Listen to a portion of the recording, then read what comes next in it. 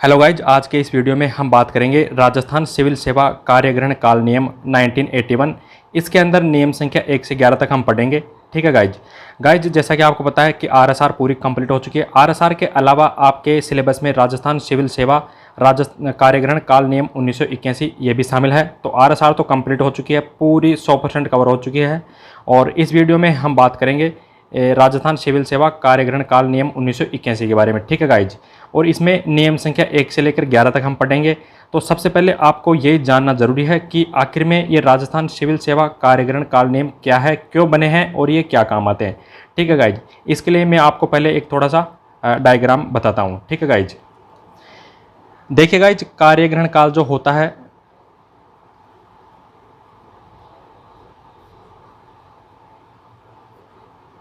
यानी कि इस अध्याय के अंदर हम पढ़ेंगे कार्यग्रहण काल के बारे में, यानी कि ज्वाइनिंग टाइम के बारे में। आखिर में ये ज्वाइनिंग टाइम यानी कि कार्यग्रहण काल क्या होता है और ये क्यों दिया जाता है। देखिए गाइज, ये दो प्रकार से दिया जाता है। कैसे कैसे, जैसे आप में से कई सारे साथी ऐसे हैं जो राज्य सेवा के अंदर नहीं है, किसी भी सेवा के अंदर नहीं है। ठीक है, और उनके पास अभी कोई रोजगार नहीं है ना। तो उनमें से मान लो किसी का जूनियर अकाउंटेंट पे सिलेक्शन हो गया। ठीक है, तो जूनियर अकाउंटेंट पे सिलेक्शन होने के बाद में सरकार उसको बोलेगी, उसको एक टाइम देगी कि आप 10 दिन के अंदर फलाने विभाग के अंदर आप नियुक्ति ले लो। ठीक है, तो उसको हम बोलेंगे कार्यग्रहण काल, यानी कि कार्य को ग्रहण करने के लिए जो काल यानी कि जो समय दिया जाता है उसी को हम बोलते हैं कार्यग्रहण काल। ठीक है, जैसे एग्जाम्पल के लिए सरकार ने बोल दिया कि आप 10 दिन के अंदर किसी भी कार्यालय के अंदर जो उस कार्यालय का नाम आएगा ज्वाइनिंग लेटर के अंदर, उसमें आप ज्वाइनिंग कर लें। ठीक है, तो उसको हम बोलते हैं कार्यग्रहण काल। तो एक तो न्यू अपॉइंटमेंट होता है, न्यू अपॉइंटमेंट बिल्कुल फ्रेश अपॉइंटमेंट होता है, पहली बार नियुक्ति होती है तब भी दिया जाता है। और मान लो आप जूनियर अकाउंटेंट बन गए और आपने किसी विभाग के अंदर 10 साल काम कर लिया। ठीक है, जैसे मान लो आपने पीएचडी के अंदर 10 साल काम कर लिया, उसके बाद में अगर आपका ट्रांसफ़र मान लो रोजगार कार्यालय के अंदर हो जाता है, तो यहाँ से किसी दूसरे कार्यालय के अंदर, जैसे मैं रोजगार कार्यालय की बात करूँ,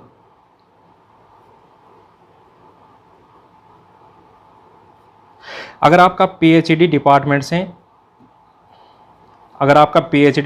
से रोजगार कार्यालय में स्थानांतरण होता है, क्योंकि आप पहले से ही सेवा के अंदर हो, तो पहले से सेवा के अंदर हो और अब आपका विभाग चेंज किया जा रहा है, तो उसके लिए भी सरकार आपको क्या देगी, कार्यग्रहण काल। ठीक है, तो आप एक नए कार्यालय के अंदर जा रहे हो तो तब भी सरकार आपको कार्यग्रहण काल देगी। क्यों? क्योंकि समय लगता है एक विभाग से दूसरे विभाग में जाने आने के लिए, तो उसके लिए भी सरकार आपको समय देती है। ठीक है गाइज, तो ज्वाइनिंग को ग्रहण करने के लिए यानी कि कार्य को ग्रहण करने के लिए जब आपको सरकार आपको कोई समय दे, उसी को हम बोलते हैं कार्यग्रहण काल। ठीक है गाइज, तो आई होप यहाँ तक आपको ये चीज़ समझ में आ गई होगी कि आखिर में कार्यग्रहण काल क्या होता है। ठीक है गाइज, तो गाइज इसी वीडियो में हम पढ़ेंगे सारी बोल बच्चन राजस्थान सिविल सेवा कार्यग्रहण काल नियम की, जो कि 1981 इसका टाइटल है, और इसमें नियम संख्या 1 से लेकर 11 तक हम पढ़ेंगे। ठीक है गाइज, ये आपका लास्ट चैप्टर है। इसके अंदर आरएसआर की पूरी बोल बच्चन हो जाएगी। वैसे आरएसआर तो कंप्लीट हो गई, लेकिन आरएसआर के नीचे ये आरएसआर के अंदर शामिल माना जाता है ये भी। ठीक है, तो ये भी आपका कंप्लीट हो जाएगा और उसके बाद में हम कल से जेएफ&आर स्टार्ट कर देंगे। ठीक है गाइज, तो इसमें हम पढ़ेंगे कि आखिर में कार्यग्रहण काल क्या होता है और किसको कितना दिया जाता है, कैसे कैसे दिया जाता है, कार्यग्रहण काल में वृद्धि कब की जाती है, क्यों की जाती है, इसकी सारी बोल वचन हम पढ़ेंगे। ठीक है गाइज, तो सबसे पहले हम नियम संख्या 1 की बात कर लेते हैं, जिसका नाम है प्रारंभिक, यानी कि राजस्थान सिविल सेवा कार्यग्रहण काल नियम 1981 कब से प्रारंभ हुए। ठीक है गाइज, तो नियम संख्या 1 को कई सारे सब क्लोज में बांटा गया है। तो मैं पहले सब क्लोज की बात करूं तो इसमें बता रखा कि ये नियम राजस्थान सिविल सेवा कार्यग्रहण काल नियम 1981 कहलाएंगे। ठीक है गाइज, तो ये नियम संख्या 1 सब क्लोज 1 में ये बता रखा है कि ये नियम क्या कहलाएंगे, जो कि मैंने आपको बता दिया। नियम 1 सब क्लोज 2 की अगर हम बात करें तो इसमें बता रखा कि ये नियम 1 अप्रैल 1981 से लागू है, यानी कि इफेक्टिव हो गए, प्रभावी हो गए कब से, 1 अप्रैल 1981 से। ठीक है गाइज, तथा इस तारीख व इसके बाद नियुक्त कार्मिकों पर जिनका स्थानांतरण होता है उन सब पर लागू रहेगा। यानी कि 1 अप्रैल 1981 के दिन जिस किसी भी कार्मिक का ट्रांसफ़र हुआ है उसके ऊपर भी लागू रहेगा, और 1 अप्रैल 1981 के बाद जिस कार्मिक का ट्रांसफ़र होता है तो उसके ऊपर भी ये नियम लागू होंगे। ठीक है गाइज, अब हम बात करेंगे नियम संख्या 1 सब क्लोज 3 की। इसमें बता रखा है कि निम्न कार्मिकों पर ये नियम लागू नहीं होंगे। अब कौन कौन से वे कार्मिक हैं जिन पर ये राजस्थान सिविल सेवा कार्यग्रहण काल नियम 1981 लागू नहीं होंगे। सबसे पहला है वर्ग चार्ज कर्मचारी पर लागू नहीं होगा। दूसरा है आकस्मिक मद से भुगतान किए जाने वाले जो कर्मचारी है उनके ऊपर भी ये नियम लागू नहीं होगा।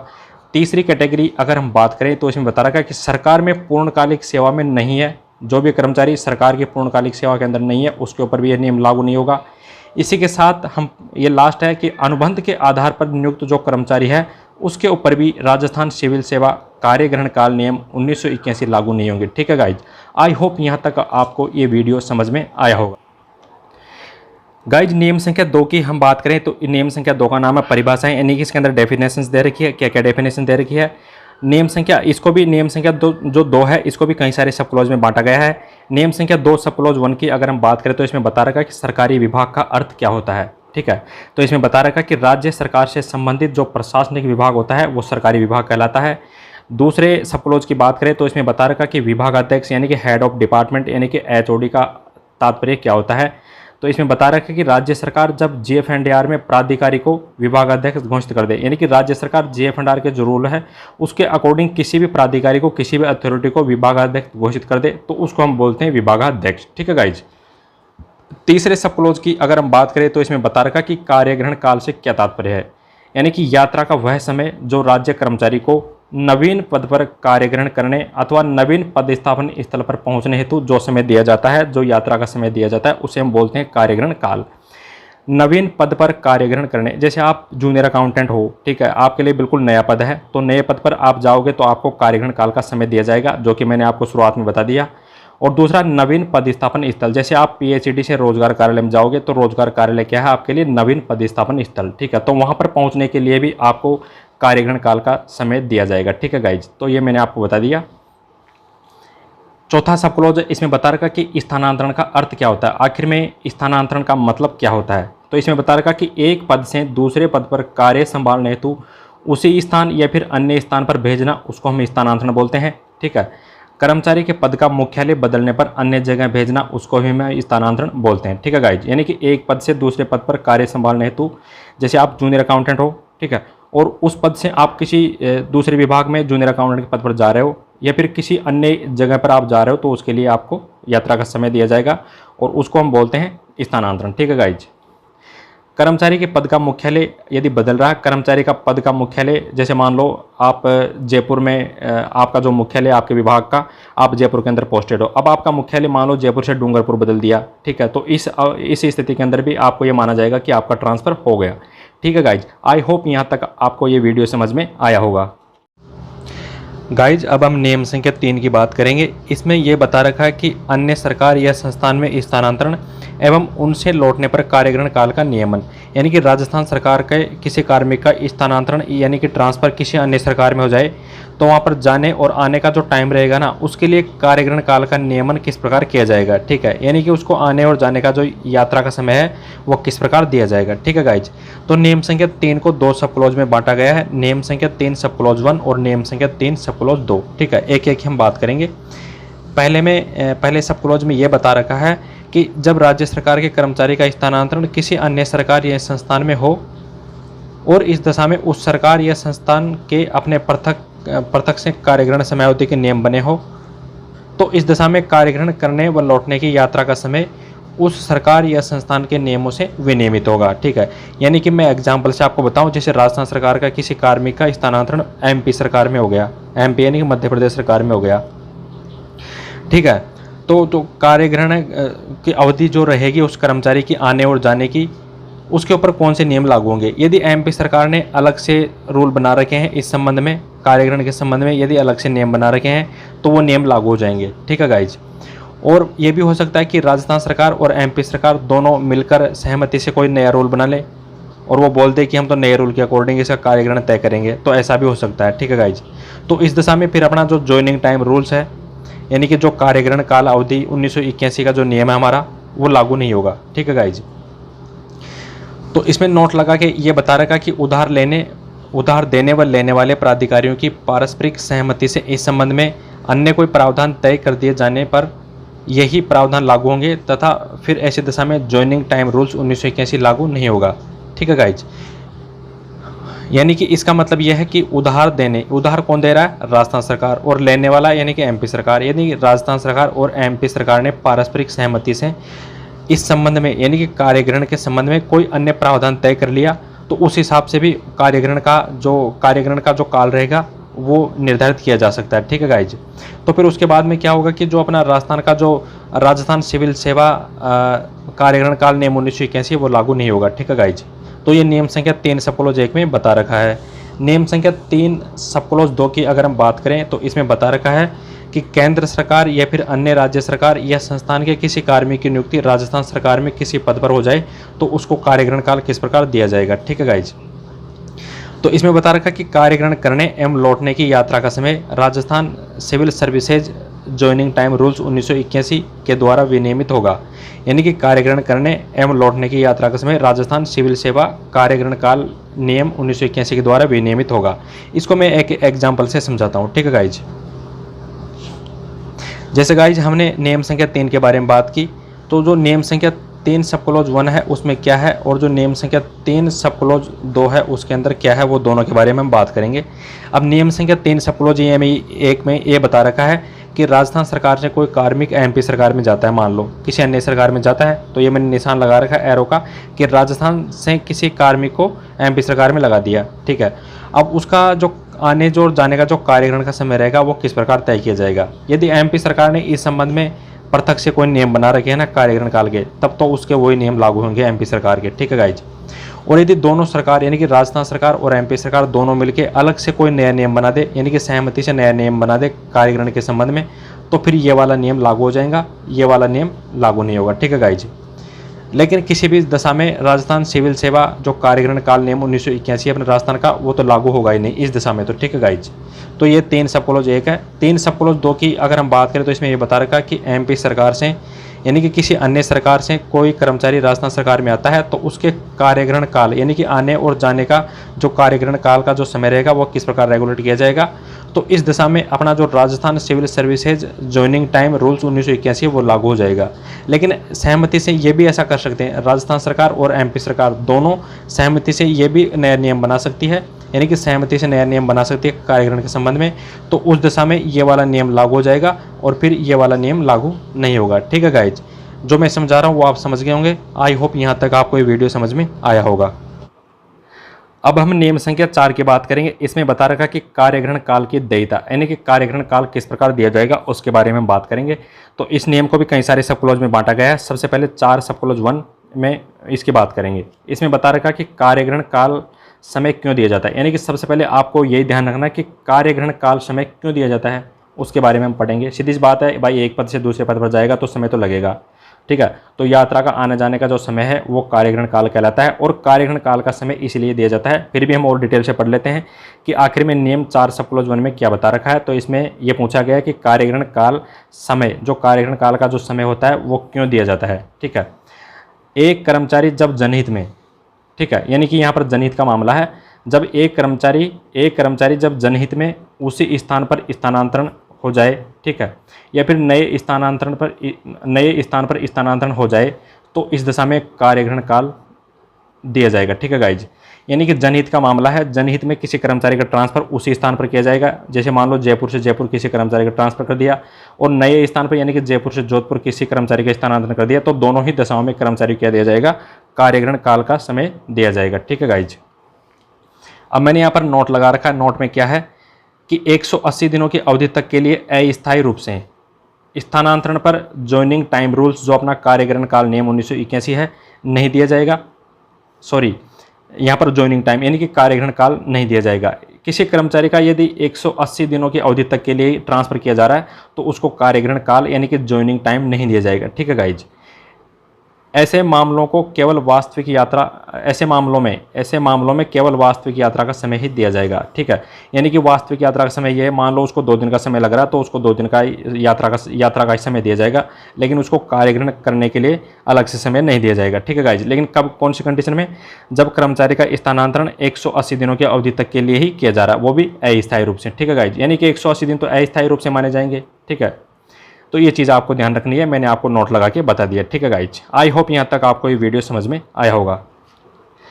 तो गाइज अभी हम 4 सब क्लॉज 1 की बात कर रहे हैं, नियम संख्या 4 सब क्लॉज 1 की बात कर रहे हैं। इसमें एक टिप्पणी दे रखी है। टिप्पणी में क्या दे रखा है कि इस दशा में कार्यग्रहण काल देय नहीं होगा। कौन कौन सी वो दशा है जिसके अंदर कार्यग्रहण काल देय नहीं होगा?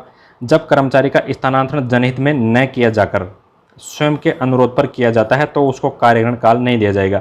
मैंने जनहित का मामला आपको समझा दिया कि उसमें कार्यग्रहण काल दिया जाएगा, लेकिन जनहित के कारण अगर उसका ट्रांसफर ना हो, यानी कि स्वयं के अनुरोध पर ट्रांसफर किया जाता है सरकार द्वारा उस कर्मचारी का, तो उसको कार्यग्रहण काल नहीं दिया जाएगा। ठीक है गाइज। अब यहाँ पर एक इंपॉर्टेंट नोट है, इसमें बता रखा, लेकिन स्थानांतरण होने पर नए पद का कार्यग्रहण करने के बीच रविवार या फिर अन्य राजपत्रित अवकाश बीच में पड़ रहे हों तो कर्मचारी इनका उपभोग कर सकता है। ये तो कोई दिक्कत नहीं, सीधी सी बात है भाई। अगर बीच में शनिवार और कोई भी होली दिवाली कुछ आ रहा है तो वो तो उसमें तो वो ज्वाइन करके भी क्या करेगा, क्योंकि वो दूसरा नया ऑफिस भी बंद रहेगा। 4 सब क्लोज 2 की बात करें, हम नियम संख्या 4 सब क्लोज 2 की बात करें तो इसमें बता रखा कि राज्य सरकार द्वारा अधिशेष घोषित किए गए कार्मिकों को नए पद पर ज्वाइनिंग हेतु ज्वाइनिंग टाइम देय होगा, यानी कि कार्यग्रहण काल दिया जाएगा। राज्य सरकार द्वारा अधिशेष घोषित किए गए, यानी कि राज्य सरकार ने कई सारे कार्मिकों को सरप्लस घोषित कर दिया, यानी कि अधिशेष घोषित कर दिया कि हमारे पीएचडी, मान लो सरकार ने ये घोषणा कर दी कि पीएचडी विभाग के अंदर 10 जूनियर अकाउंटेंट एक्स्ट्रा है। ठीक है, यानी कि इनको अधिशेष घोषित कर दिया कि हमारे को इनकी कोई ज़रूरत नहीं है, इनको किसी दूसरे विभाग में लगा दिया जाए। ठीक है, तो दूसरे विभाग में जब वो कर्मचारी जाएंगे तो उनको भी ज्वाइनिंग टाइम दिया जाएगा। ठीक है गाइज, अब हम पढ़ेंगे नियम संख्या 4 सब क्लोज 3 के बारे में। इसमें बता रखा कि राज्य सरकार द्वारा संस्थापन में कटौती किए जाने पर पदमुक्त होने वाले कार्मिकों के लिए कार्यग्रहण काल किस प्रकार दिया जाएगा उसकी हम बात करेंगे। यदि कर्मचारी राज्य सरकार के ही किसी अन्य विभाग में पुनर्नियुक्त होते हैं तो कार्यग्रहण काल देय होगा। ठीक है गाइज, सिंपल सी बात है। नोट लगा के इसमें बता रखा कि लेकिन इस दिशा में कार्मिक को पूर्व पद पर कार्य करते हुए ही नए पद पर पदस्थापना आदेश प्राप्त हो जाने चाहिए। ठीक है, यानी कि वो पुराने पद पर काम कर रहा है तो उसी दौरान उसको नए पद, जो नए स्थान पर जाएगा तो उसके पदस्थापन का आदेश है उसको प्राप्त हो जाना चाहिए, तो ही उसको कार्यग्रहण काल दिया जाएगा। ठीक है गाइज।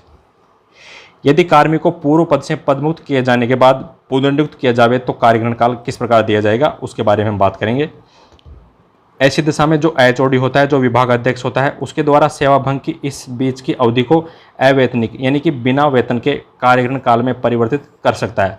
ठीक है गाइज, यानी कि कर्मचारी के पास क्या हुआ कि वो पूर्व पद से पदमुक्त किए जाने के बाद, यानी कि उसको पहले वाले पद से पदमुक्त कर दिया गया, ठीक है, और उसको पुनर्नियुक्त किया जा रहा है। मान लो पहले वाले पूर्व पद से पदमुक्त करने के बाद में 10 दिन का समय लग गया और 10 दिन के समय के बाद में उसको नए पद पर पुनर्नियुक्त किया जा रहा है, तो ये जो 10 दिन का जो गैप है, जो 10 दिन का समय है, इसको क्या किया जाएगा, जो एचओडी होता है, जो विभाग अध्यक्ष होता है, वो इसको सेवा भंग माना जाएगा, यानी कि इंटरप्शन इन सर्विस माना जाएगा, और इस बीच की अवधि को, यानी कि 10 दिन की अवधि को अवैतनिक, यानी कि बिना वेतन के कार्यग्रहण काल में परिवर्तित कर सकता है।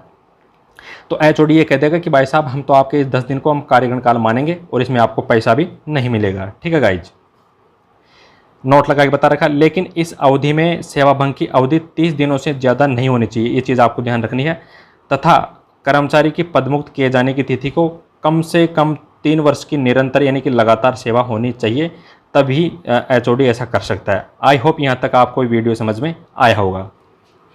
नियम संख्या 4 सब क्लोज 4 की अगर हम बात करें तो इसमें बता रखा कि केंद्र सरकार या फिर अन्य राज्य सरकार या फिर राजस्थान सरकार का कोई कर्मचारी है, ठीक है, वो परीक्षा उत्तीर्ण कर राज्य सरकार के किसी पद पर चयन होने पर कार्यग्रहण काल किस प्रकार दिया जाएगा। ठीक है, यानी कि कर्मचारी चाहे वो केंद्र सरकार का हो, चाहे अन्य राज्य सरकार को, चाहे वो राजस्थान सरकार का ही कर्मचारी क्यों ना हो, यदि उसने कोई परीक्षा पास कर ली और उसमें उसकी नौकरी लग गई, ठीक है, तो वो राज्य सरकार के किसी पद पर चयन हो गया, यानी कि उसका केंद्र सरकार का कोई कर्मचारी हो सकता है, किसी अन्य सरकार का भी कोई कर्मचारी हो सकता है, और राजस्थान सरकार का भी कोई कर्मचारी हो सकता है। तो उसने तैयारी की और राजस्थान सरकार में मान लो वो आरएस बन गया, पहले वो एलडीसी था मान लो, और वो राजस्थान सरकार में अब आरएस बन गया। ठीक है, तो राज्य सरकार के किसी पद पर चयन होने पर, यानी कि आरएस के अंदर उसका चयन हो गया, तो उसको कार्यग्रहण काल किस प्रकार दिया जाएगा उसके बारे में हम बात करेंगे। यानी कि वो ऑलरेडी पहले से सेवा के अंदर है, चाहे वो केंद्र सरकार की सेवा में हो, चाहे किसी अन्य राज्य सरकार की सेवा में हो, चाहे राजस्थान सरकार की सेवा में हो, उसने नई परीक्षा दी, तैयारी की और परीक्षा में पास हो गया, तो उसको कार्यग्रहण काल किस प्रकार दिया जाएगा उसके बारे में हम बात करेंगे। यदि वो कर्मचारी स्थायी कर्मचारी है तो उसको कार्यग्रहण काल देय होगा। ठीक है, यदि वो कर्मचारी अस्थायी कर्मचारी है, ठीक है, जिसने वो नई नौकरी प्राप्त की है और उसने 3 वर्ष की निरंतर नियमित सेवा कर ली है, तो उसको कार्यग्रहण काल देय होगा। ठीक है गाइज, लेकिन अस्थायी कर्मचारी ने 3 वर्ष की निरंतर सेवा पूरी नहीं की है, यानी कि 3 वर्ष की निरंतर नियमित सेवा नहीं करने वाले जो अस्थायी कर्मचारी होते हैं, कार्यग्रहण काल देय होगा, लेकिन कार्यग्रहण अवधि का वेतन नहीं मिलेगा, यानी उसको पैसा नहीं मिलेगा, कार्यग्रहण करने की जो अवधि होगी उसका पैसा नहीं मिलेगा। आई होप यहाँ तक आपको ये वीडियो समझ में आया हो। गाइज, अब हम बात करेंगे नियम संख्या 5 की। इसमें बता रखा कि कार्यग्रहण काल की अवधि कार्यग्रहण काल के जो पीरियड रहेगा उसके बारे में बात करेंगे। इस नियम को भी कई सारे सब क्लोज में बांटा गया है। सबसे पहले है 5 सब क्लोज 1, ठीक है, कार्यग्रहण काल की अवधि।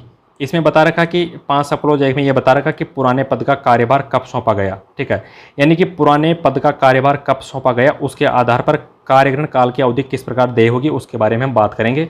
यदि पुराने पद का कार्यभार मध्याह्न पूर्व सौंप दिया, ठीक है, तो इस दशा में कार्यभार छोड़ने की तिथि से नए पद का कार्यग्रहण काल प्रारंभ हो जाएगा, ठीक है गाइज। और यदि मध्याह्न पश्चात पुराने पद का उसने कार्यभार सौंपा तो कार्यग्रहण काल अगले दिन से प्रारंभ होगा, ठीक है। मैं आपको एग्जांपल देके बताऊं, जैसे आप जूनियर अकाउंटेंट हो, ठीक है, और आप मान लो पीएचडी के अंदर जूनियर अकाउंटेंट हो, ठीक है, और यहाँ से आपको जाना है अब रोजगार सेवा निदेशालय के अंदर, यानी कि रोजगार कार्यालय के अंदर आपका ट्रांसफ़र हो गया, ठीक है। अब आपने यहाँ से आपने जो अपना कार्यभार था भाई, यहाँ से यहाँ आप आओगे तो आपका जो आप कार्य कर रहे हो वो किसी दूसरे साथी को दोगे, किसी दूसरे जूनियर अकाउंटेंट को सौंपोगे। यदि आपने अपना कार्यभार 12 बजे से पहले यानी कि मध्याह्न पूर्व किसी को सौंप दिया, ठीक है, तो इसमें आपका यहाँ पर कार्यग्रहण कब माना जाएगा, यानी कि कार्यग्रहण काल कब से प्रारंभ हो जाएगा, कार्यभार छोड़ने की तिथि से। आपने जिस तिथि को यानी कि 12 बजे से पहले आपने कार्यभार सौंपा तो कार्यभार सौंपने की तिथि से नए पद का कार्यग्रहण काल प्रारंभ हो जाएगा, ठीक है, यानी कि आपका कार्यग्रहण काल प्रारंभ हो जाएगा। और यदि आपने मध्याह्न पश्चात यानी कि 12 बजे के पश्चात आपने कार्यभार किसी दूसरे साथी को सौंपा तो इस दशा में क्या होगा कि कार्यग्रहण जो काल है वो अगले दिन से प्रारंभ होगा, ठीक है गाइज। आई होप यहाँ तक आपको ये वीडियो समझ में आया होगा। नियम संख्या 5 सब क्लोज 2 की अगर हम बात करें तो इसमें बता रखा कि सभी प्रकरणों में कार्यग्रहण काल कर्मचारी के पुराने मुख्यालय से ही गिना जाएगा, यानी कि कर्मचारी का जो पुराना मुख्यालय है, जिस मुख्यालय के अंदर वो पोस्टेड है, वहीं से उसका कार्यग्रहण काल माना जाएगा, ठीक है। निम्न प्रकरणों में भी कार्यग्रहण काल पुराने मुख्यालय से ही माना जाएगा। कौन कौन से वो प्रकरण है? यदि कर्मचारी को स्थानांतरण आदेश मुख्यालय के बाहर प्राप्त हो जाए तो भी उसका कार्यग्रहण काल पुराने मुख्यालय से माना जाएगा, या फिर जब पुराने पद का कार्यभार पुराने मुख्यालय के बाहर किसी अन्य स्थान पर बदला गया हो तो भी इस दशा में उसका कार्यग्रहण काल पुराने मुख्यालय से माना जाएगा। जब किसी दौरे पर कर्मचारी का मुख्यालय दौरे के ही स्थान पर बदला गया हो तो इस दशा के अंदर भी कार्यग्रहण काल पुराने कार्यालय से माना जाएगा, पुराने मुख्यालय से माना जाएगा। और लास्ट है, जब अस्थायी स्थानांतरण को स्थायी स्थानांतरण में बदला गया हो तो इस दशा के अंदर भी कर्मचारी का जो कार्यग्रहण काल है वो पुराने मुख्यालय से ही माना जाएगा, ठीक है गाइज। अब हम बात करेंगे नियम संख्या 5 सब क्लोज 3 सब क्लोज क की। इसमें बता रखा कि एक ही स्थान पर या फिर एक स्थान से दूसरे स्थान पर स्थानांतरण से कर्मचारी का आवास नहीं बदले तो कार्यग्रहण काल की अवधि क्या होगी, ठीक है। तो इसमें बता रखा कि 1 दिन से अधिक की नहीं होगी, अर्थात 1 दिन, यानी कि उसको 1 ही दिन का समय दिया जाएगा कार्यग्रहण काल के लिए। कब दिया जाएगा? एक ही स्थान पर कर्मचारी का ट्रांसफर हो जाए। एक ही स्थान का मतलब क्या है, मतलब आसपास ट्रांसफर हो जाए, या फिर एक स्थान से दूसरे स्थान पर थोड़े दूर ट्रांसफर उसका हो जाए, लेकिन वो घर से आ रहा है जा रहा, कोई दिक्कत नहीं, यानी उसका आवास बदला नहीं है, तो इस दशा में कार्यग्रहण काल की अवधि 1 दिन ही मिलेगी, ठीक है गाइज। अब इसमें नोट लगा के बता रखा कि एक ही स्थान से क्या तात्पर्य है, वह स्थान जो एक ही नगर पालिका या फिर नगर निकाय में आता हो और उसमें शामिल जो भी अधिसूचित उपनगरीय क्षेत्र है उनका तात्पर्य एक ही स्थान माना गया, ठीक है गाइज।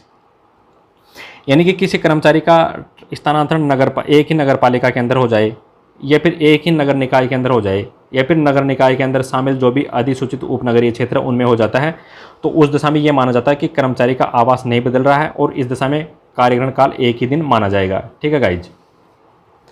नियम संख्या 5 सब क्लोज 3 सब क्लोज ख की अगर हम बात करें तो इसमें बता रखा कि एक ही स्थान पर, वो सेम है ऊपर वाली चीज़, एक ही स्थान पर एक स्थान से या फिर एक स्थान से दूसरे स्थान पर स्थानांतरण से कर्मचारी का आवास नहीं बदले, लेकिन नए कार्यालय यानी कि जो नया कार्यालय है वो पुराने कार्यालय से 2 किलोमीटर से अधिक दूर होने पर, यानी कि जो नया कार्यालय है वो पुराने कार्यालय से कितना दूर है, 2 किलोमीटर दूर है, ठीक है। तो इस दशा में कार्यग्रहण काल की अवधि क्या होगी, इस दशा में भी 1 दिन रहेगी, ठीक है गाइज।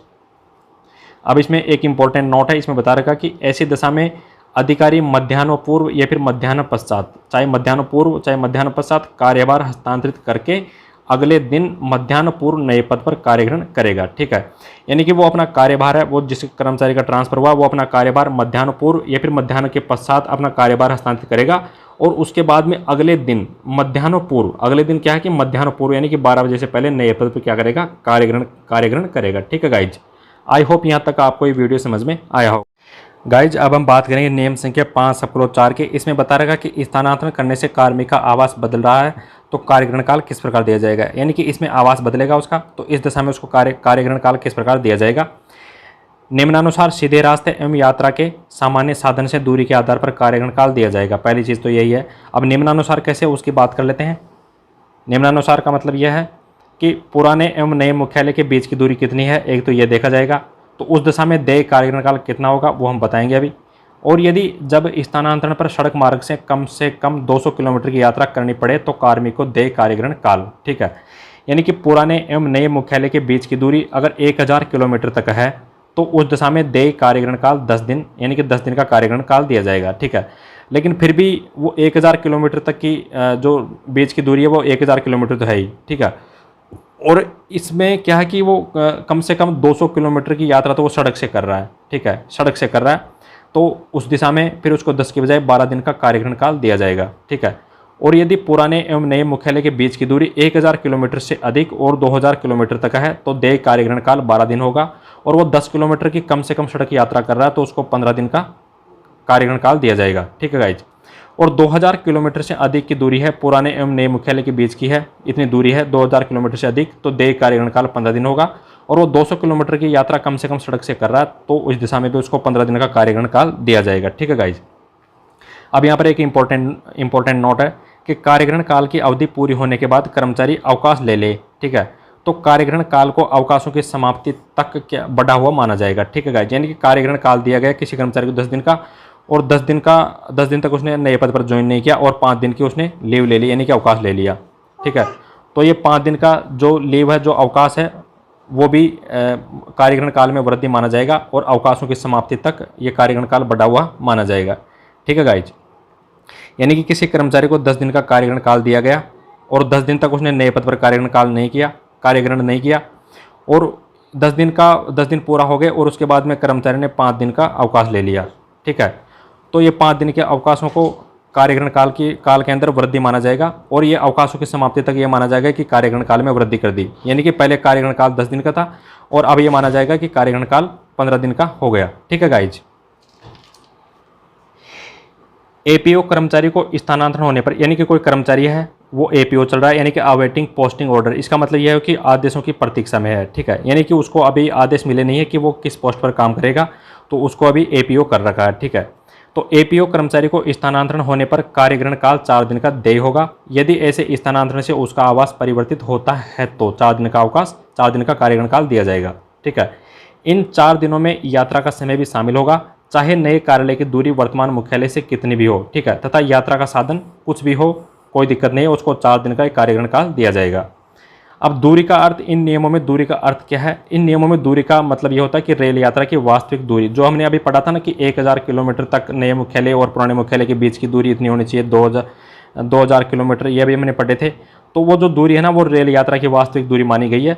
उसमें जो रेल जितना समय लगेगा ना, जैसे जयपुर से डूंगरपुर रेल जाएगी, जिस मार्ग से जाएगी, तो जयपुर से डूंगरपुर के बीच की दूरी जो रेल ने जितने किलोमीटर का सफ़र किया ना जयपुर से डूंगरपुर तक का ना, तो उस दूरी को हम मानते हैं। इन नियमों के अंदर दूरी का मतलब यही होता है, ठीक है गाइज। यानी कि ये नहीं कि बस से अगर आप जा रहे हो, बस तो ले रही है 600 किलोमीटर की दूरी तय कर रही है जयपुर से डूंगरपुर जाने में, उदाहरण के लिए मान लो, और रेल ले रही है 1000 किलोमीटर, तो रेल के जो यात्रा है ना, जो रेल जो दूरी तय करेगी ना, वही इन नियमों में दूरी का अर्थ बताया गया है, ठीक है गाइज। अब हम पढ़ेंगे जब कार्यभार के हस्तांतरण में कई भंडारों या फिर विभिन्न कार्यों का पद से मुक्त होने वाले तथा पदभार ग्रहण करने वाले अधिकारियों द्वारा संयुक्त निरीक्षण किया जाना आवश्यक हो तो निरीक्षण के लिए अधिकतम 7 दिन लिए जा सकेंगे, ठीक है गाइज। यानी कि इसका मतलब यह है कि मान लो ये पीएचडी विभाग में 2 कर्मचारी कार्यरत है और इस भाई साहब का जो ये कर्मचारी है इनका ट्रांसफ़र हो गया, यानी कि पद से मुक्त हो जाएंगे ये, ठीक है, क्योंकि इनका ट्रांसफ़र हो गया। तो पद मुक्त होने वाले कौन है, ये कर्मचारी है, ठीक है। इसका नाम ए है और इसका नाम बी है, ये दोनों पीएचडी में कार्यरत है। अब इनका क्या होगा कि ये क्या काम देखते थे, ये भंडार से संबंधित काम देखते थे और इनका हो गया ट्रांसफ़र, ए वाले भाई साहब का ट्रांसफ़र हो गया। तो जब ये दूसरे डिपार्टमेंट में जाएंगे तो अपना जो कार्यभार है वो बी को सौंप देंगे, बी को बोलेंगे कि आप मेरा कार्य ले लो, मैं आपको मेरा कार्य सौंप रहा हूँ और मेरा तो ट्रांसफ़र हो गया। यानी कि पदभार ग्रहण कौन कर रहा है, ये वाला पदभार ग्रहण करने वाला बी है और पद से मुक्त होने वाला ए है, ठीक है। तो इस दशा में बी ये बोलेगा कि भाई साहब आप देखो भंडार का काम देखते हो सकता है कि भंडार में कई प्रकार की सामग्रियाँ होती है, वो कहीं मतलब मिस हो गई होगी, तो एक बार आप मुझे चेक करवा दें, मैं निरीक्षण करना चाहता हूँ, ठीक है। तो सरकार ने बोला बी को कि ठीक है आप निरीक्षण कर लो और आपको हम 7 दिन का समय देंगे अधिकतम, ठीक है गाइज। तो इस नियम में यही बता रखा है कि निरीक्षण के लिए अधिकतम 7 दिन का समय लिया जा सकता है, यानी कि पद से मुक्त होने वाले, पद से मुक्त होना हो रहा है ए, ठीक है, तथा पदभार ग्रहण करने वाले, पदभार का अब इसका कार्यभार कौन ग्रहण करेगा, बी, ठीक है। तो इन दोनों अधिकारियों द्वारा संयुक्त निरीक्षण किया जाना आवश्यक हो तो निरीक्षण के लिए अधिकतम 7 दिन लिए जा सकेंगे, ठीक है गाइज। और नियम संख्या 5 सब क्लॉज 5 के अनुसार इन 7 दिनों को कार्यग्रहण के विस्तार में शामिल किया जाएगा, यानी कि सरकार ने ए को बोला कि आप 10 दिन में अंदर दूसरे विभाग में जाके नियुक्ति ले लो, ठीक है। लेकिन बी ने बोला कि मैं तो कार्यभार तभी लूँगा जब ए मुझे पूरी जांच पड़ताल करा देगा भंडार की, यानी कि मैं निरीक्षण करूंगा। और सरकार ने बोला कि ठीक है भाई तेरे को 7 दिन देते हैं, तो 7 दिन में आप दोनों आपस में चेक कर लो, कोई दिक्कत नहीं है। तो सरकार अब ये 10 दिन के अलावा रहेंगे 7 दिन, यानी कि सरकार अब ये बोलेगी कि अब इस कर्मचारी के लिए कार्यग्रहण काल कितना रहेगा, 17 दिन, यानी कि ये 7 दिन की जो अवधि है वो कार्यग्रहण काल में विस्तार माना जाएगा, ठीक है गाइज। अब गाइज कोषागार के अंदर भी कई प्रकार के कार्मिक होते हैं, तो वो भी उनका भी ट्रांसफ़र किसी अन्य जगह पर हो जाता है, तो वो भी अपने कार्यभार का हस्तांतरण करते हैं, ठीक है। तो उनको भी कार्यभार का हस्तांतरण करने में समय लगता है, तो सरकार ने इनके लिए भी समय निर्धारित कर रखा है, ठीक है। जयपुर जोधपुर के जो ट्रेजरी है इनमें कार्यरत कार्मिक का किसी दूसरी जगह स्थानांतरण हो जाता है, तो वे अपने कार्यभार हस्तांतरण के लिए सरकार उनको अधिकतम 7 दिन का समय देती है कि आप 7 दिन के भीतर अपना कार्यभार हस्तांतरण कर दो, ठीक है गाइज। और अन्य कोषागारों की बात करें तो उनमें कार्मिक को अधिकतम 3 दिन का समय दिया जाता है कार्यभार हस्तांतरण के लिए, ठीक है गाइज। अब हम बात करेंगे नियम संख्या 5 सब क्लॉज 5 की। इसमें यह बता रखा है कि नियम संख्या 5 सब क्लॉज 4 में दी गई सीमा से ज़्यादा कार्यग्रहण काल में वृद्धि कौन कर सकता है। गाइज हमने पढ़ा था नियम संख्या 5 सब क्लॉज 4 में क्या पढ़ा था कि पुराने एवं नए मुख्यालय के बीच की दूरी यदि 1000 किलोमीटर हो तो 10 दिन का कार्यग्रहण काल दिया जाता है, और 1000 से अधिक और 2000 किलोमीटर से अधिक की दूरी हो तो 12 दिन का कार्यग्रहण काल दिया जाता है। तो वो जो हमने बताया था ना कि 10 दिन 12 दिन 15 दिन जो नियम संख्या हमने 5 सब क्लॉज 4 में पढ़ा था, तो उनमें वृद्धि की जा सकती है, ठीक है गाइज, उनमें वृद्धि की जा सकती है। कौन कौन कितनी कितनी वृद्धि करेगा, देखिए जो संबंधित विभाग है वो तो 30 दिन तक की वृद्धि कर सकता है, ठीक है। और इसके अलावा जो राज्य सरकार में संबंधित जो प्रशासनिक विभाग है वो 30 दिन से अधिक की वृद्धि कर सकता है, ठीक है गाइज। अब वृद्धि क्यों करेगा, ऐसा क्यों, क्योंकि सरकार ये मानती है कि कर्मचारी को हो सकता है कि तैयार होने के लिए समय लग जाए, तो सरकार ये मान के चलती है कि उसको कम से कम 8 दिन का समय तो तैयार होने में लग जाएगा। इसके बाद में वो यात्रा करेगा तो यात्रा में भी समय लगेगा। अब यात्रा मान लो उसकी बढ़िया चल रही है, आधी यात्रा पूरी कर ली मान लो, और अचानक प्राकृतिक आपदा, बाढ़, भूकंप, आंधी तूफान कुछ आ गए या फिर अचानक हड़ताल हो गई, तो सरकार ये चीज़ें मानकर अगर ऐसी दिक्कतें पैदा हो जाती है तो सरकार उसकी जो कार्यग्रहण काल की जो अवधि होती है उसमें वृद्धि कर सकती है, ठीक है गाइज। अब 30 दिन तक की वृद्धि तो संबंधित विभाग करेगा, और 30 दिन से अधिक यदि वृद्धि करनी हो तो राज्य सरकार में जो संबंधित प्रशासनिक विभाग है वो करेगा, ठीक है गाइज।